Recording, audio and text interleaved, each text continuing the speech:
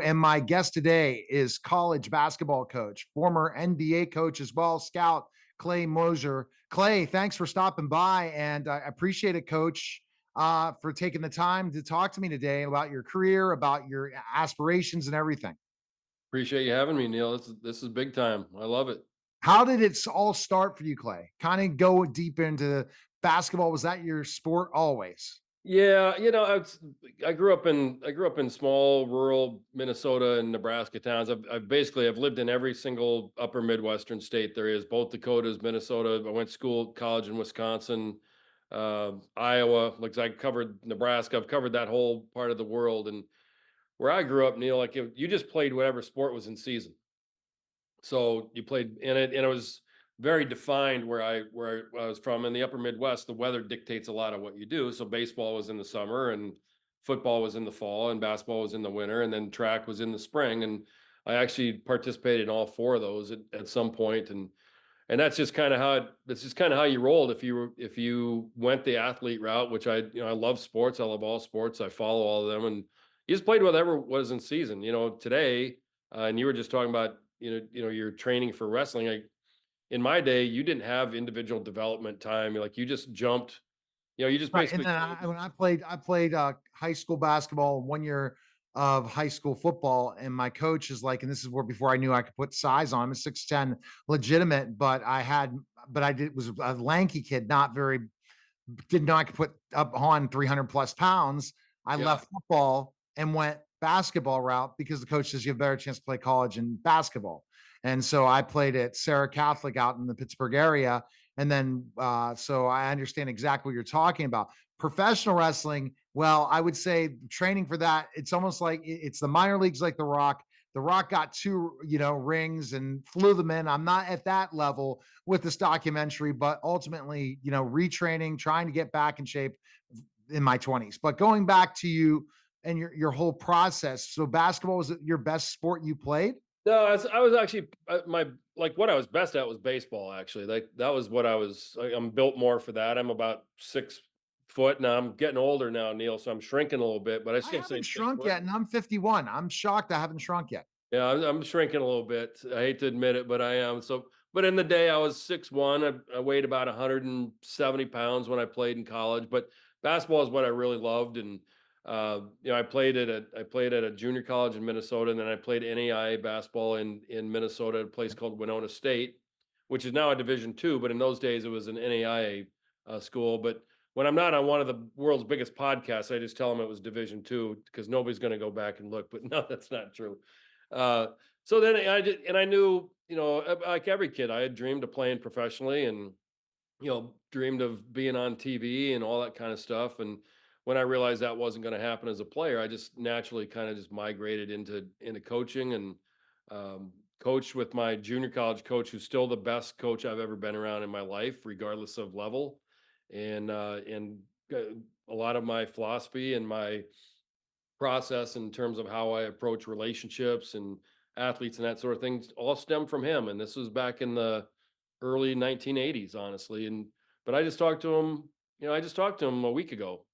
Mhm. So we It's still stay in interesting. touch. And Yeah, then this is the thing that people understand is you have an opportunity after you play if you're not gonna go to the pros.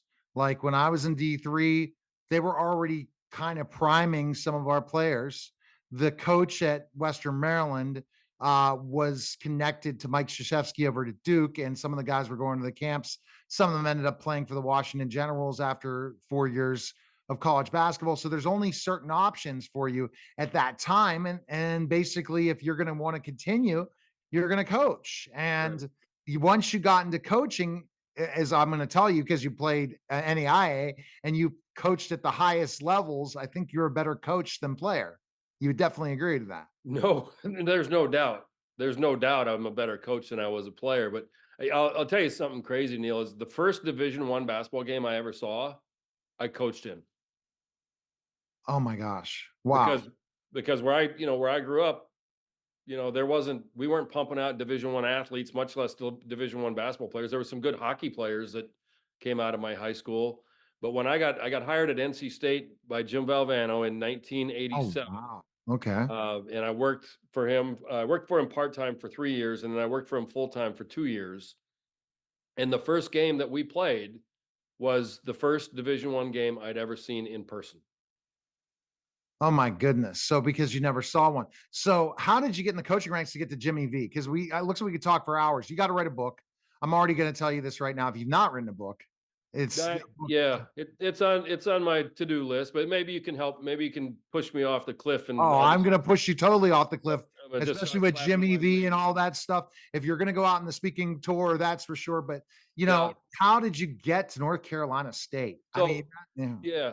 So in those days, how you did it was, and this actually goes back to my junior college coach, whose name is Dave Retzloff, that I referenced, and he was he said to me one day, and I was somewhat of a troubled youth. That he was. I'm sure I was high maintenance for him at some point, and I didn't really know it at the time, but I know it now. And I went to him, and he said, "Well, what do you want to do with your life?" And I said, "I want to be a Division I basketball coach." And honestly, Neil, he was the first one that I had told that didn't laugh at me. And he just said, "Well, here's what I know you have to do." Is that he goes, "I was never that level doesn't fascinate me. I don't want to be away from home that much." Um, you know, and all those sorts of things. He said, "But you need to get out and meet people." Now, and that's how he phrased it. And I remember Wow. that distinctly because now it's networking. But networking wasn't a word in the early 1980s. Like, he didn't use that word. He said, you just have to go meet people. So what I honestly did was I just, and at ESPN started, I believe, broadcasting basketball in 1980. I'm a 1981 graduate. So it was just seeing more and more basketball on television was relatively new. Right. And um, but what I did is I just plucked out my favorite college basketball coaches around the country, and I wrote them good old fashioned letters and sent them letters and said, "I'd like to come work your camp. Here's the resume I have so far. I had not a very stellar playing career, but I played, and Right. I was already into my coaching career with my junior college coach at where he was. So I had something to offer in terms of just being a camp counselor. I'm talking about folding T-shirts and sweeping the floor and Right. running the concession stand and checking kids into dorms. I'm not. This isn't high level. Like, I'm not preparing to win the game in the Final Four. Right. I'm just trying to get my foot in the door. And in those days, that's how you did it. And I So think that's what I was talking about Western Maryland, how some of these kids were yes, looking to do it so they can get an assistant job or something out of there. yeah. Or yeah. So it became my and I did that for 3 straight summers, and it became my summertime job, honestly, Okay. and there wasn't a lot of money in it, but what you did get out of it was, first of all, I can still track a great deal of my network to those days, and Wow. guys that I'm still in touch with that I worked a camp 1 week at Georgia Tech with. I'm still friends with them on Facebook, and we'll message each other once in a while, and they'll Can see you me. name drop some of the Georgia Tech people you know? Well, Bobby Cremins was the head coach there at the Wow. time. Okay. I know Bobby. And he was the Mark Price was still there, and Yeah. John Sally was there, and like And he, Mark Price and John Sally, I love, especially look at Mark Price. We're going to talk about specifically enough. yeah. I'm a huge Cleveland Cavs fan, even when LeBron came. But Oh, I, Mark Price, what a great player Mark Price was, and he doesn't get the credit for it. Great player. So what I did, Neil, was I literally traveled from camp to camp to camp. So over the course of time, I worked at LSU, I worked at Georgia Tech, I worked at North Carolina, I worked at NC State, both men's and women's, both for Hall of Fame coaches, and one in Jim Valvano, and Kay Yao is in the Hall of Fame as well, and was the 1996 gold medal winning coach for our women's basketball team. I worked the camp at Syracuse, I worked at Holy wow. Cross, I worked at North Dakota State, I worked at the University of North Dakota. So I would just travel from place to Right. place. Um, and I did, and there wasn't a lot of money. Like, they'd pay you $200, but you got a place to sleep, and they would And feed you, food. Yeah. and they would feed you, and then the camp would end on Friday, and you have to get to the next place. And a lot of people know this story about me, but I'm guessing a lot more will know now. Is I used to hitchhike from camp to camp a lot because I had zero money, Oh my God. and I would just get on the interstate, I'd get on the road, and I would just go. All right. All And right. my wife thinks I'm completely insane, and I tell her, like, she'll go, "Well, how are you gonna get there?" Like, even today, I go, "Well, I'll just hitchhike." She goes, "You can't hitchhike." I said, "No, nobody's gonna harm you." I said, "Nobody's gonna harm you." Like, first of all, if you're out there as a single, fairly well put together person, you don't look like that you just escaped from the local penitentiary. People are still good people, but part of my book, Neil, will be I can go through the psychology and the candidates that will pick up a single male hitchhiker. I can tell you right now who they are. All right. So, I mean, I need 62 parts, and I guess this is where we're going to write the book together. I already feel it. So let's just jump to areas I want to cover just in this interview. Sure. Number one. So you got to Jimmy V. So let's talk Yep. about, so basically relationships got you high. So you went from junior college right to North Carolina Correct. State? Yeah. Wow. Correct. And what kind of assistant were you at North Carolina State? So at the time, I was what was known as a volunteer assistant. Okay. And also at the time, the NCAA also had a category of part-time assistant. So to put that into perspective, Roy Williams, who was the head coach at Kansas and the head coach at North Carolina, he was the part-time assistant at North Carolina when he got the Kansas job. I didn't know. Wow. Yeah, because if you remember back to Dean Smith's staffs, it was Dean, Phil Ford, and Bill Guthridge. They were the three full-time coaches. You could only have three full-time coaches, but then you could have a part-time coach, and that doesn't mean that people weren't taken care of to the best of the ability. But a lot of your money would come from camps, like the aforementioned camps and those sorts of things. And in my case, I was a volunteer coach, but I was a full-time coach. I was on the bench.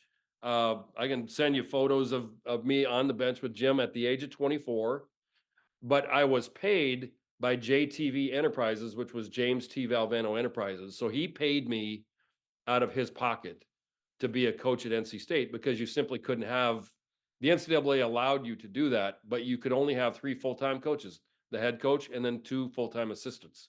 So that was the terminology then. It no longer exists. Were you there for the national championship? Was that even? No, I started there in 1987. So but I remember where I was in 1983 watching him. And when I got around to, meeting with my junior college coach and we had the conversation about what I wanted to do, and I wrote the letter, he was right at the top of the list. And I said, I'm going to work for that dude someday because, like everybody else, I was fascinated by the run that they had in 83, the way he carried himself, just Right. kind of this avant garde, swaggerish, Yeah. completely confident in his dudes when nobody else in the world was, him running around the court, like all those sorts of things that go, man, that would be fun. Having absolutely no comprehension of how hard it would be to get there. Right. And I'm grateful to this day that he chose me out of there's probably 1,000 candidates better than me. Wow. What did you learn from Jimmy V? Then we're going to have to go real quick Yep. roundtable of some of your other accomplishments all the way to where you were in Arkansas to last year or this year. Yeah. You know, yeah, one of the things when I go out speaking, Neil, one of the things I talk about is turning adversity into advantage. And uh, it's problem solving, but adversity to advantage is a way sexier way to say it. And Jim Valvano was probably the highest level person I've ever been around where he turned adversity into advantage. And I have a ton of examples. I know we don't have time for that, but I will just leave you with this one is the Jimmy V Foundation for Cancer Research Mhm. is the biggest example. Like, I mean, you'd have to really push me to, you'd have to push back at me with a bigger example because when he was doing the ESPY speech, he knew he was dying. He died, I think, 58 days after that speech.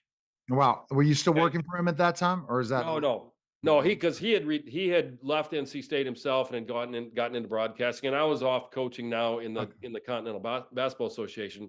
But turning adversity into advantage during that speech towards the end, if you go pick it up with 3 minutes to go, he talks about, okay, I have cancer. This may not save my life, but it may save someone else's life. And tonight I'm announcing the V Foundation for Cancer Research. Therefore, taking his own adversity and turning it into this unbelievable advantage. I think they've raised at this stage about $350 million over the course of time. And Oh, so I have a whole list of things that he would do and say where he could take a bad situation and just flip it. And I've never been around anybody as good at that as he was. And Clay, let's just jump to that because this is the kind of stuff I like is the motivational stuff. And I'm really into I I don't care what people's spirituality is the law of attraction and especially the way their law is that we need to have a positive attitude. We got to be even in bad adversity, there's a seed of benefit to any adversity, as Napoleon Hill said, and that basically you have to take these specific opportunities, whatever opportunities in your life, and live it, and No doubt. not look at like, oh my gosh, this is an awful situation. Well, let's kind of come up with how we can fix this, but we're not going to let the next opportunity, the next person we meet, the next interview we're going to do, the next call we're going to do, and we're going to allow and dwell upon what just happened. We have to keep going. Yeah. And we have to be very positive and believe we can do things. Because if you look at the most talented players in the world that you coached, because just to let you know, ladies and gentlemen, if we look at, I don't believe in this whole podcast introduction BS. I like to just go right to the heart of an interview. And this is going to definitely be on BPT TV channel 7 in Pittsburgh as well. Early, I'm going to put it out this month because I love the fact that someone as knowledgeable as this and this, but he has two elite eights, three Sweet 16s. He coached in the NBA. He coached in the CBA. He coached for USA. He was involved in USA basketball, and now was just an assistant in Arkansas. The bottom line is, Coach Moser is a real winner. Okay, he worked hard to get where he is. How many of the champions you've worked with have that mindset that Jimmy V has to keep going and be able to overcome adversity to be successful? Well, first of all the great ones, and great meaning relative to the level that you're at. So even when you played at Western Maryland, you were probably one of them where you had that ability to just kind of, pull yourself up by the bootstraps is an old school term, but like you just do that, and you have to. One of the things that sports teaches people, I think, at least it has for me, and if you're paying attention, what you're talking about, Neil, exactly what you're talking about is you have to solve those problems in real time, or you're going to lose. And it Yeah, happens when you're on the bench coaching a team. Clearly things aren't going exactly the way they're not just going swimmingly every single moment of the no, game. Like that's no. that's not how it works. It's an And up if and you down roller and coaster. unless you're you know just not very good at it or whatever you're doing, you're having these constant conversations like, hey, we have to get out of this, or we have to get this person in the game and that person out of the game, or whatever. It's a constant conversation about how do we have a problem, and that's okay. And so the first thing, as you have to acknowledge you have the problem. The second thing is, in the world of sports, you can't fix it tomorrow. You have to fix it now. And you have to do it succinctly, and you have to do it clearly, and you have to do it with a purpose. And you also have and where that all comes from in my mind is you have to have planned that out before you got there. Totally. And in your mind, if you really know what you're doing, you're going to go, listen, if this starts to happen, we have to go to this personnel and change our strategy in this way. And I'll go back to Jim in this too. So everybody in the world, and you probably remember this when you were playing at Western Maryland, is that all coaches would talk about the first 5 minutes of the game, the last 5 minutes of the half, the first 5 minutes of the second half, and the last 5 minutes of the game. Okay, smart, because those are key parts of it. However, Jim, and he actually had a name for it. He called the anatomy of the game, and we actually broke the game down into 8 5-minute segments for the 40 minutes of a college basketball game. And within each 5-minute segment, like let's say, so you play the first 5 minutes with your starters, and then substitutions start to come into play, whether it's foul trouble or fatigue or matchups or whatever the situation is. But Jim had this thing where he believed like he would in his mind predict the score at a certain point in time, Yeah. even like in the second 5-minute segment. You go, listen, if we're down 18-12 in that second 5-minute segment, we know what we're trying to do is not working, and we're gonna change it. And he would openly talk about that. And it was crazy. But you know what? He was almost always right. So I was with him full time for 2 years. We finished second in the ACC and first, and we won the ACC regular season championship in 1980 in '87. So, like, it was just like he just had this thing, and I've always carried that and tried to emulate that whenever possible. So that's the big part of it. Is like you have to solve those problems now. Now, in the world of business, you might have 15 Zooms, and Yeah. it might take you got to run it up the flagpole, and you got the board you have to run it by. But coaching, that's not how it works. You got to do it now. And the thing is, in business, you have to make changes early in the process and plan and be willing to go through adversity and not let it bother you. And Yes. I look back at the time and why I'm able to be where I'm at and where I'm going, and I'm even better now, is how I had to handle adversity.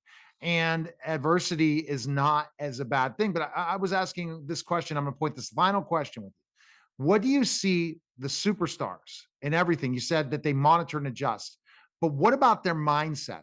What positivity do they bring to the table? All the superstars that you've worked with in your career. That's why I can't wait to write your book. Yeah.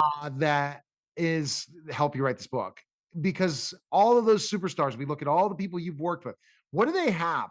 Because this is what business people listening right now, what competitive edge do they have unlike everybody else? Because you have to be at a certain level, a certain place. When you talk about Western Maryland, I was at a certain level that I was better. I was one of my best players on the high school basketball team, and most high school players, because only one or two high school players from every bench and goes and plays D3. Of good schools. We're not Right. talking bad schools. So you had to have a certain level. What level do you see of that success level and that pill that these successful people have? Well, I'll go to the ones that everybody will know, and that they're going to stick out, and they've all been NBA MVPs, right? So I had the unbelievable fortune of being around Kobe, Oh my being God. around LeBron, and being around Steve Nash. Okay. And all three of those guys were multiple time MVPs, Yeah. right? And they're first of all, the preparation that they go through just with their bodies and keeping themselves like their meal ticket is their talent and their athleticism and their bodies. And even Steve Nash, like, people think he was this little guy, like he was so athletic, Mhm. so quick, so crafty, and he saw he just saw the game in a different way. So number one was how they prepared their bodies, and they took it very, very seriously. um and there's been legends out there that, not Steve so much, but Kobe and LeBron, out of their own pockets, would spend 1 million to $1.5 million just in maintaining their body. And Wow. I'm talking about masseuses and people, I don't know if there's a word for people that stretch you, but Kobe used to have a woman that just stretched him. Like, that Oh was her man. sole job. LeBron now has basically like his own personal guy that is his trainer in LA. Now he deals with everybody else too, but he's got his own trainer. Came with him from Miami, went to Cleveland, and now he's in LA together. So number one is the sustenance of what they have put their bodies through, So that's hard being able work to sustain it for many, and many, many years. preparation. Yes. Preparation part of it. And Yes. if you go way back, and I've been around him, I never coached him because I'm not of that age. But if you go way back, Kareem actually was one of the first ones that employed yoga. Yeah, I'm doing DDPY yoga to get back in shape for wrestling. It's resistance training by Diamond Dallas Page. It's unbelievable. My stretching, I'm already feeling my spine being stretched because I'm going to be back taking bumps sometimes. Right. And it's unbelievable resistance. I can't believe what yoga feels like. It's amazing. Right. It's unbelievable. The other element, and there's clearly more to it than this, but those guys at that level just have, and people talk about the it factor, and the it factor sometimes is hard to define, but they also had this unbelievable way of bringing everybody else with them, Yeah.